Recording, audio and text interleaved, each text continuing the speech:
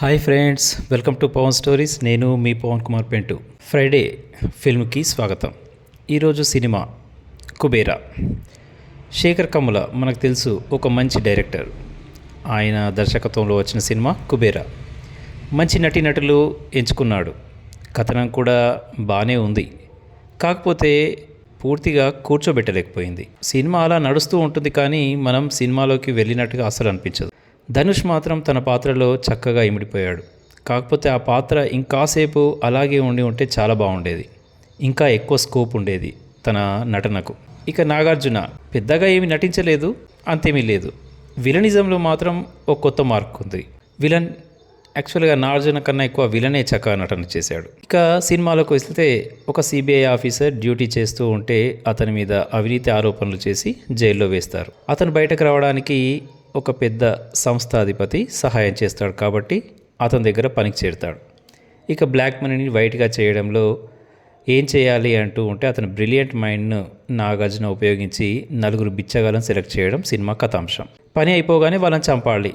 ఆ విషయం నాగార్జునకు మధ్యలో తెలిసినా కూడా ఏమీ చేయలేను అన్నట్టుగా ఉండిపోతాడు. మళ్ళీ కానీ చివరిలో సాహసం చేస్తూ ఒకరిని కాపాడినట్టుగా మళ్ళీ హీరో అయిపోతాడు. చేసే తప్పైనా తను బ్రతకడానికి తప్పదు అన్నట్టుగా నాగార్జున. పిచ్చగాడే అయినా దొంగతనం తెలియదండి అంటూ అమాయకంగా ప్రవర్తించే ధనుష్.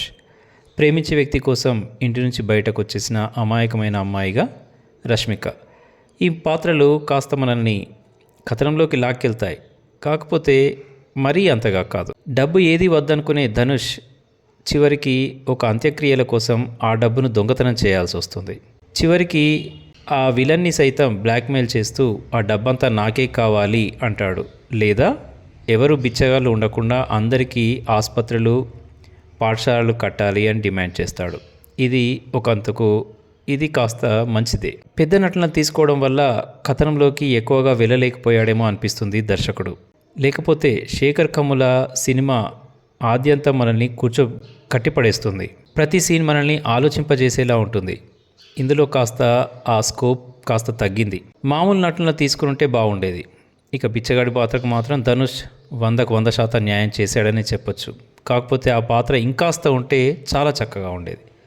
పేదవాళ్లకు ఈ భూమి మీద బ్రతికే హక్కు లేదా అంటూ అడిగే ఒక ప్రశ్న సూటిగా మనల్ని తాకుతుంది. ఇక విలనిజంలో విలన్ ఈ సమస్య నుంచి బయటపడేస్తే వజ్రాల హారం చేయిస్తాను, వజ్రాల కిరీటం చేయిస్తాను అనడం సాధారణంగా ఒక మనిషికి ఉండే అత్యాశని చూపిస్తుంది. డబ్బున్న వ్యక్తికి ఒక బిచ్చగాడికి మధ్యలో సాయం చేస్తూ అటు ఇటు ఇమడలేకపోయిన ఒక ఆఫీసర్కి మధ్యలో జరిగే త్రికోణ కథ ఈ సినిమా. ధనుష్ నటన కోసం వెళ్ళొచ్చు, కాకపోతే అది కూడా కాస్త సేపే ఉంటుంది, కాబట్టి అంతేం లేదు. శేఖర్ కమ్ముల ఇలాంటి సినిమా కాకుండా ఓ మంచి సినిమా తీయాలని కోరుకుంటూ ఇదండి ఈరోజు కథనం. నేను మీ పవన్ కుమార్ పెంటు.